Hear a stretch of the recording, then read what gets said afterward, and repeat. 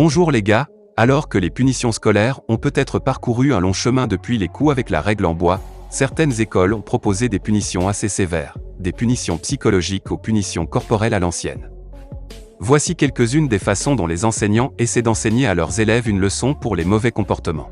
Avant de passer à la vidéo, on dira qu'environ 87% des personnes ne sont pas abonnées, j'espère que vous vous abonnerez pour continuer à regarder les vidéos. Fouiller à nu. En 2003, une école de l'Arizona a ordonné la fouille à nu d'une de ses élèves, affirmant qu'elle avait été accusée de transporter de la drogue, en particulier de l'ibuprofène délivré sur ordonnance. Après une fouille de son sac d'école et d'autres effets personnels, aucune preuve n'a été apportée. Le directeur adjoint a demandé à l'infirmière de l'école de déshabiller la fille jusqu'à son soutien-gorge et ses sous-vêtements. Aucune drogue n'a été trouvée et les parents de la fille ont intenté une action en justice, l'école l'amenant à saisir la Cour suprême afin de discuter du précédent, de la manière dont les étudiants pouvaient être recherchés de cette manière. À genoux sur des poids congelés. Mis en valeur par une photo partagée en ligne. Il y a quelques années, il semble que certaines écoles en Chine et aux Philippines aient trouvé une nouvelle façon de punir les élèves pour indiscrétion. Les étudiants sont obligés de s'agenouiller pendant des heures sur des poids, du maïs ou du riz congelé, les mains levées en l'air. Un étudiant a même été expulsé pour avoir photographié la punition, bien que certaines formes de cette punition soient légales. Endurance mentale. Les écoles en Corée sont toujours autorisées à recourir au châtiment corporel.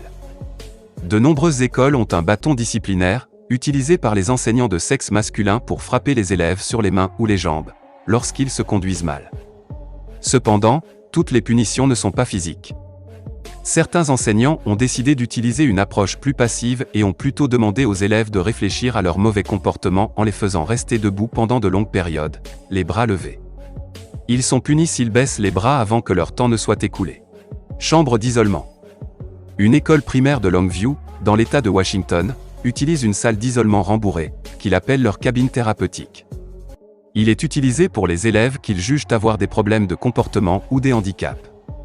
Les parents ne savaient pas que cette méthode était utilisée comme punition pour avoir agi, jusqu'à ce qu'une mère partage des photos de la pièce sur Facebook, après que son fils ait été envoyé dans la pièce capitonnée.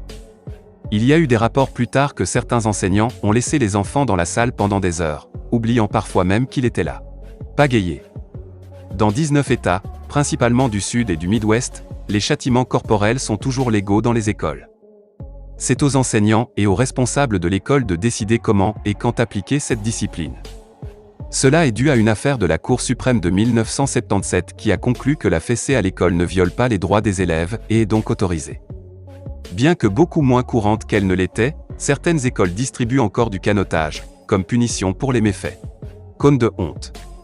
Autrefois, placer un bonnet d'âne sur un élève et le faire se tenir dans un coin était une forme typique de punition dans les écoles. Cependant, un enseignant de Floride inspiré par le film de Disney, Up, a décidé de donner une nouvelle tournure à une vieille tradition. Le professeur de sciences a apporté un collier de chien avec un cône en plastique dans sa classe en le dupant, le cône de la honte, et l'a mis sur les élèves, qui se sont mal comportés. Le professeur a prétendu que c'était une blague, mais beaucoup de parents ne riaient pas. Bâillonner. Dans une école de couvent à Mumbai, l'uniforme scolaire comprend un foulard. Lorsque la bibliothécaire surprenait les filles en train de parler, elle leur disait d'attacher leur foulard autour de leur bouche. Il devrait rester ainsi pour le reste de cette classe particulière. Main dans la main. Au fur et à mesure des punitions, celles-ci ne semblent pas trop graves, jusqu'à ce que vous réalisiez que les élèves doivent s'asseoir au milieu de la cour de l'école, tandis que les autres élèves rient et pointent du doigt les élèves.